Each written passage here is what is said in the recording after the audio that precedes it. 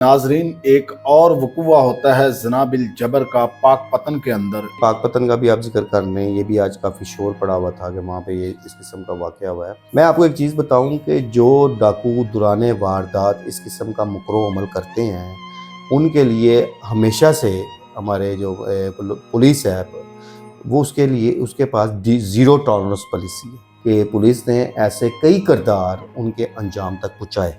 तो ज़ना के ऐसे मुतअद्दिद केसेस हैं कि वो जो बाद में झूठे साबित हो जाते हैं।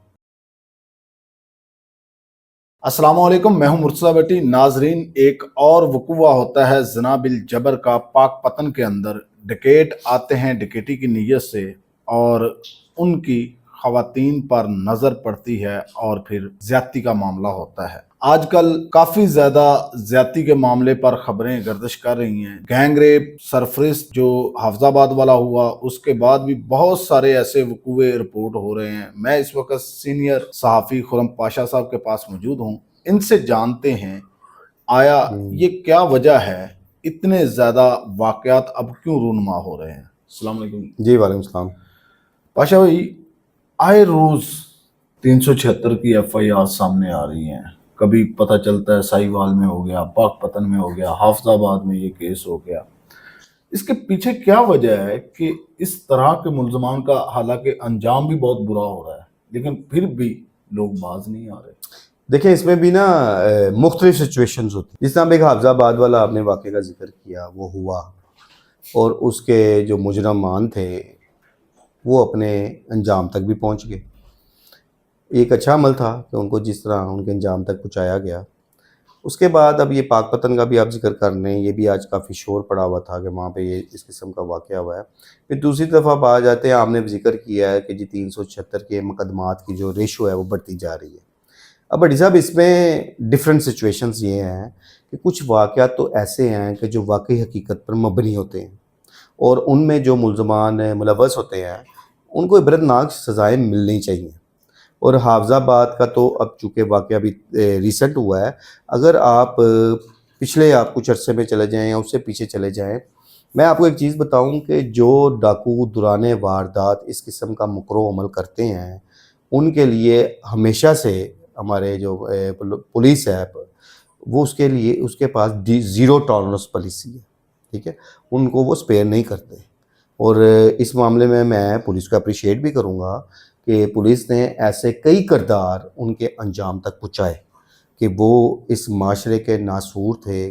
उस माशरे के लिए वो एक क्या कहना चाहिए कि ये घटिया और शैतानियत अमल जो करते हैं, ये लोग तो किसी भी सूरत नाक़ाबिले माफ़ी हैं।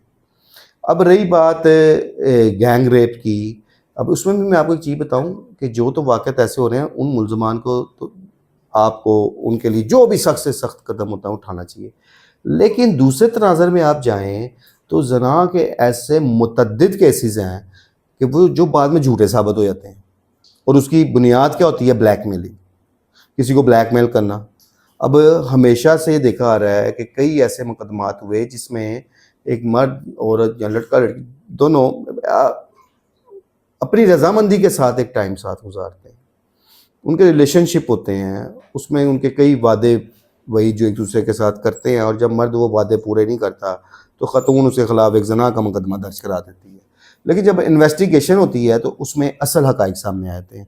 अभी हाल ही में एक केस बड़ा डिस्कस हो रहा, जो रजब भट्ट व्लॉगर है, उसके कज़न के हवाले से काफ़ी डिस्कशंस इस वक्त सोशल मीडिया पे चल रही हैं। तो अगर आप उसमें भी देखें, उसमें भी तो यही चीज़ है कि वो लड़की भी एक अरसे से वो इंटरव्यूज़ दे रही है और वो उस लड़के के साथ जो रजब भट्ट का कज़न है, गालिबन सलमान जो नाम है उसका, कि उसके साथ उसके रिलेशनशिप रहे हैं। अब जब उनका इख्तलाफ हुआ, उसने शादी का वादा किया, वो पूरा ना हुआ, तो उस लड़की ने जाके उसके खिलाफ ज़ना का पर्चा करा दिया। अब इस हवाले से एक चीज़ें सुनने में आ रही हैं और कानून में भी ये चीज़ मैं समझता हूँ शामिल है कि अगर कोई ऐसा मुकदमा कोई ख़तून दर्ज करा देती है और कल वो झूठा साबित हो जाता है कि वो तो अपनी मर्ज़ी से उसके साथ रिलेशनशिप में थी, तो फिर ऐसी ख़वातीन के ख़िलाफ़ भी ज़ना बिल रज़ा का भी मुकदमा दर्ज किया जाए। अगर ऐसा मुमकिन हो जाए तो मैं समझता हूँ कि जो झूठे मुकदमे दर्ज कराने की रेशो है उसमें काफ़ी हद तक कमी वाक़या होगी। اور ایک اس حوالے سے جو یہ 376 کے مقدمات ہوتے ہیں اس میں ڈفرینٹ گینگز بھی کام کر رہے ہیں جنہوں نے پورا ایک گینگ بنایا ہوا ہے. اور ایک راول پنڈی میں بھی آپ کو پتا ہے کہ ایک ایسا معاملہ سامنے آیا.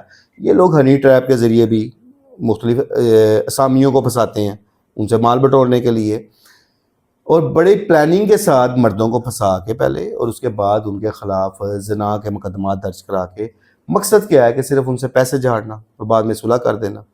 تو ایسے عناصر کی بھی حوصلہ شکنی ہونی چاہیے, ایسے عناصر کے خلاف بھی سخت سے سخت قانونی ایکشن ہونا چاہیے تاکہ اس قسم کے بڑھتے واقعات کی روک تھام ہو سکے. اور جو لوگ جینون اس عمل میں ملوث ہیں کہ جو دوران ڈکیتی خواتین کی عزتوں کا خیال نہیں کرتے, تو ان کے لیے جب وہ پکڑے جاتے ہیں تو ایسی بے شمار مسالے موجود ہیں کہ جو بعد میں ایک مبینہ پولیس مقابلے میں پار کیے گئے, انہیں فوری ان کے انجام تک پہنچایا گیا. اور ایسا عمل پھر لوگوں کے لیے بھی ایک اطمینان کا باعث بنتا ہے کہ ایک ظالم تھا, اس نے غلط کام کیا اور اس غلط کام کا اس کو انجام مل گیا. پاشا بھائی, ابھی آپ نے کہا ہے کہ بہت سارے گروہ, جیسے حال ہی میں ابھی یہ چل رہا ہے پنڈی کے اندر پکڑا گیا ہے گروپ پورا جو اس طرح کی بلیک میلنگ کرتے ہیں. پاکستان کی بہت بڑی بڑی مشہور شخصیات ہنی ٹریپ ہوئی ہیں, تو کیا جیسا آپ بتا رہے ہیں کہ ان کے خلاف جناب رضا کا ایف آئی آر ہو, جو لڑکی اس کیس میں مدعی بنتی ہے, تو کیا وجہ ہے کہ ابھی تک اس پر عمل کیوں نہیں ہو رہا؟ دیکھیں, عمل تو داروں نے کرانا ہے, پولیس نے کرنا ہے. ایسے قانونی معاملات پہ عمل درآمد کرانا تو ان کا کام ہے. میں نے کہا کہ تجاویز سننے کو ایسی ملی ہیں کہ ایسا ہونے جا رہا ہے, اور اگر ایسا ہو جائے تو کم از کم اس میں جھوٹے مقدمات درج کرانے کا جو ایک معاملہ ہے اس کی ریشو تو کم ہوگی. اب ہوتا یوں ہے کہ ایسے کئی مقدمات کے بارے میں جب یہ چیز سامنے آئے گی جھوٹے ہیں, تو جو اصل وقوع ہوتا ہے یہاں کوئی جینون کوئی ریپ کا معاملہ ہو جاتا ہے تو لوگ اس کو بھی پھر مشکوک نظروں سے دیکھتے ہیں کہ شاید یہ بھی جھوٹ ہو. حالانکہ ایسی بات نہیں ہے. پھر میں یہ بات کروں گا کہ کئی ایسے لوگ پولیس نے انجام کو تک پہنچائے کہ جو اس قسم کے عمل میں ملوث تھے, اور ایسے ڈاکوؤں کو تو معافی ملتی ہی نہیں کہ جو دوران ڈکیتی خواتین کو زیادتی کا نشانہ بنائے. ان کے لیے تو میں نے پھر کہوں گا کہ زیرو ٹالرنس پالیسی ہے. بالکل. اچھا پاشا سر, جیسے آپ نے ابھی کہا ہے کہ گروہ کام کرتے ہیں, ٹھیک ہے, اب پاکستان میں بالخصوص لاہور اور پنجاب کی بات کریں, آپ کی نظر میں کتنے پرسنٹ یہ 376 کی جو ایف آئی آر ہوتی ہیں یہ فیک ہوتی ہیں, غلط ہوتی ہیں, پھنسانے کے لیے, بلیک میلنگ کے لیے؟ اچھا, ایک اس میں بڑی اہم بات کی ہے آپ نے.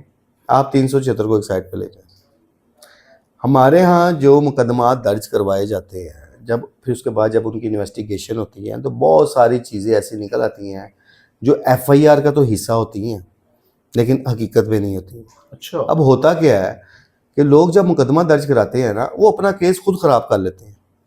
اب ایک وقوع ہوا گیا, اس وقوعے میں اگر جو بھی ملوث ہو اس کے خلاف مقدمہ جب درج کراتے ہیں, اس میں ایف آئی آر میں مرچ مسالہ اتنا شامل کر دیتے ہیں اپنی درخواست میں کہ تاکہ اس کے خلاف زیادہ سے زیادہ دفعات کا اندراج ہو سکے اور وہ ایک مصیبت میں پھنس سکے.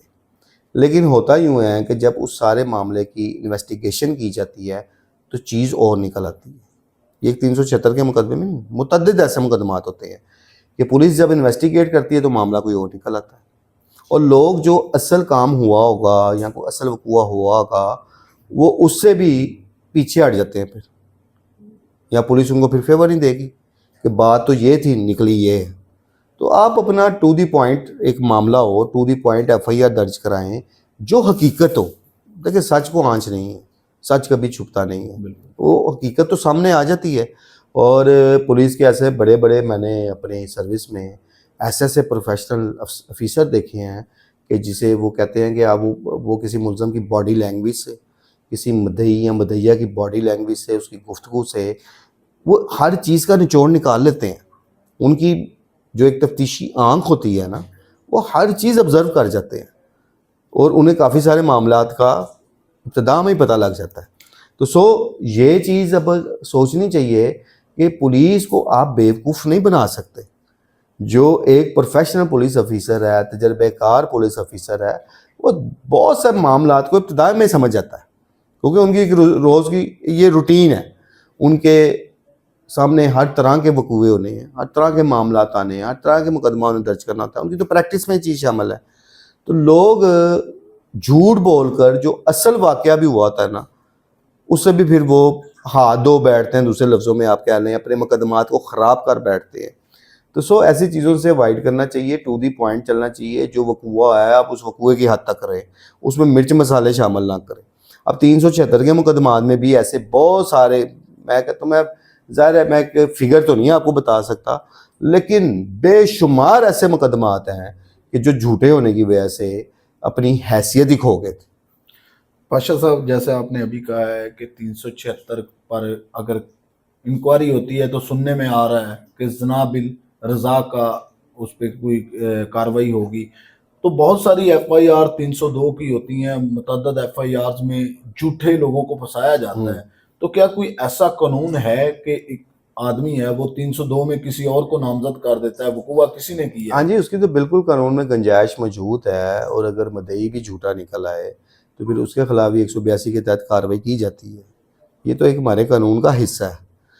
بٹ بدقسمتی سے پھر بھی لوگ جھوٹ بولنے سے باز نہیں آتے، اپنے جھوٹ کی وجہ سے اصل وقوعے کو بھی، میں نے پھر کہا تھا، خراب کر دیتے ہیں. اور جو یہ اب زنا کے معاملات کا بات کر رہے ہیں، اس کے مقدمات کی بات کر رہے ہیں، جو اصل واقعات ہوئے ہوتے ہیں لوگ اس کو بھی مشکوک نظروں سے دیکھتے ہیں.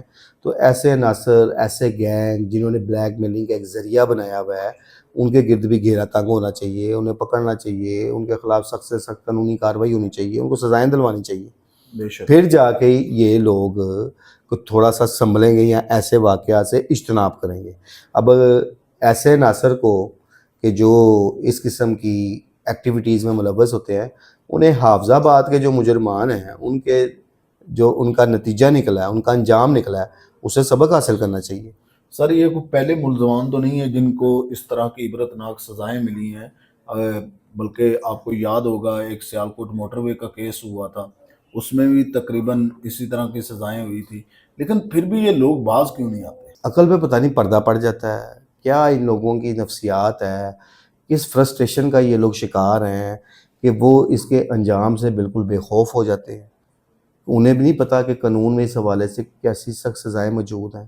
ایسے معاملات میں میں کئی ایسے واقعات دیکھے ہیں، اگر واقعی کسی کے ساتھ زیادتی ہوئی ہے تو اس میں پولیس نے بھی بڑا اپنا ایک پازیٹیو رول پلے کیا ہے اس میں. اور اب ہوتا کیا ہے کہ جب کوئی خاتون انصاف کے حصول کے لیے تھانے تک پہنچ جاتی ہے، اب وہ اس کی درخواست سچی ہے یہ جھوٹی ہے، آپ نے دیکھا ہے کہ وہ پولیس کوشش کرتی ہے کہ فوری مقدمہ درج کر لیا جائے، بالکل ایسے. بعد میں انویسٹیگیٹ ہوتا رہے گا. اس لیے میں نے کہا کہ ہمارے ہاں ایف آئی آرز کی ایک بڑی تعداد ہے، وہ بعض کا جھوٹ پر ہی مبنی ہوتی ہے کہ اصل واقعہ کو چھپا لیا جاتا ہے، یا اصل واقعہ میں مرچ مسالہ ڈالنے کے لیے جھوٹ کا سہارا لیا جاتا اور ہے، اپنی ایف آئی اور آر وہ پھر مقدمے جو ہیں وہ اپنی اہمیت کھو دیتے ہیں، اپنا مقدمہ وہ خود اپنے ہاتھ سے خراب کر لیتے ہیں جھوٹ بول کے. بہت مہربانی پاشا صاحب اپنی قیمتی رائے دینے کا. ناظرین، آپ اس واقعے کے بارے میں کیا رائے رکھتے ہیں؟ اپنی رائے کا اظہار کمنٹ باکس کے اندر ضرور کرنا. اسی کے ساتھ مجھے اور خرم پاشا صاحب کو دیجیے گا اجازت. اللہ حافظ.